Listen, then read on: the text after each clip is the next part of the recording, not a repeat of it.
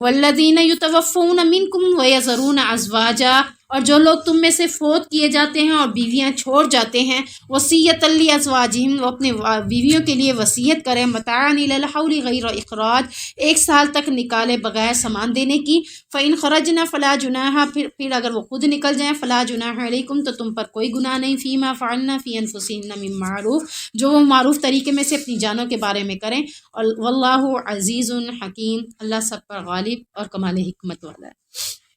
اب اس آیت میں ہم یہ دیکھتے ہیں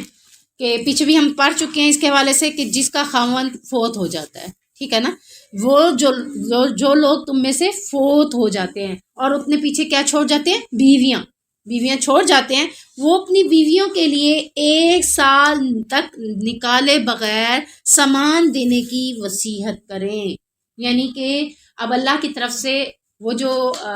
4 مہینے اور 10 دن ہے، وہ کیا ہے، عدت پڑھی ہے نا پیچھے آپ نے یہ چیز، کہ 4 مہینے اور 10 دن کیا ہے، عدت، اور اگر وہ حمل سے ہے تو جس دن بچہ پیدا ہو گیا اسی دن اس کی عدت ختم ہو جائے گی، وہ چاہے صبح کو خاوند فوت ہوا ہے، رات کو اس کا بچہ پیدا ہو گیا، ٹھیک ہے نا، پریگننٹ تھی نا، بچہ پیدا ہو گیا تو اس کی عدت ختم ہو گئی ہے، پھر وہ 4 مہینے 10 دن نہیں بیٹھے گی، اس کی عدت ختم ہو گئی۔ اب یہاں پر عدت سے ہٹ کے ایک مسئلہ بتایا جا رہا ہے کہ 1 سال تک، یعنی عدت کے بعد اگر 4 مہینے 10 دن نکال دیا جائے 1 سال میں، باقی کتنے بچتے ہیں، 7 مہینے 20 دن، یعنی ٹوٹل 1 سال تک اسے اپنے خاوند کے گھر میں رہنے کے لیے حکم دیا جا رہا ہے، وصیت کی جا رہی ہے کہ خاوند کے وفات پانے کے بعد بھی خاوند کے گھر میں 4 مہینے 10 دن تو وہ لازم عدت کرے گی، لیکن باقی 7 مہینے اور 20 دن جو ہیں وہ بھی اسے چاہیے کہ وہ اپنے خاوند کے گھر میں رہے۔ یہ اسے کیا کی جا رہی ہے، اللہ کی طرف سے وصیت کی جا رہی ہے، یعنی یہ عدت نہیں ہے۔ 4 مہینے 10 دن تو کہیں نہیں جائے گی نا، 4 مہینے 10 دن کے بعد جو 7 مہینے اور 20 دن ہے اس میں آئے جائے گی سب کی طرف، ٹھیک ہے، بنے گی، کھائے گی، پیے گی، لپسٹک لگائے گی، کپڑے پہنے گی، جو چیزیں عدت میں منع تھی وہ ساری اب کرے گی، لیکن کوشش یہ ہو اس کی کہ 1 سال تک وہ اپنے خاوند کے گھر میں رہے، اور خاوند کے جو رشتہ دار ہے اس گھر میں رہ رہے ہیں یا نہیں رہ رہے تو اسے چاہیے کہ وہ ان کا سامان مکمل کر دیں، اسے کھانے پینے کا، پہننے اوڑھنے کا اب کس کے ذمے ہے، نان و نفقہ خاوند کے رشتہ داروں کے ذمے ہے کہ 1 سال تک اس کا نان و نفقہ دیں، ٹھیک ہے۔ اگر وہ پھر اللہ تعالیٰ نے یہ ایک وصیت کر دی ہے، اگر وہ عورت خود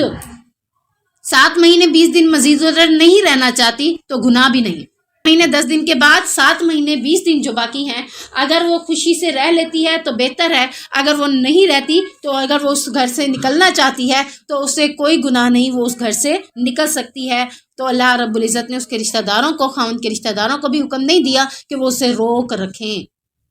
اگر وہ جانا چاہتی ہے تو اسے جانے دیا جائے۔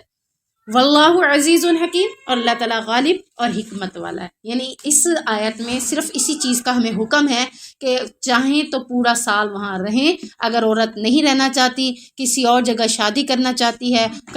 اسے کرنے دیا جائے، روکا نہ جائے۔ اگر آپ سے کوئی پوچھتا ہے کہ عدت میں اگر وہ نکلتی ہے تو گناہ ہوگا کہ نہیں ہوگا، عدت میں نکلتی ہے گناہ ہوگا،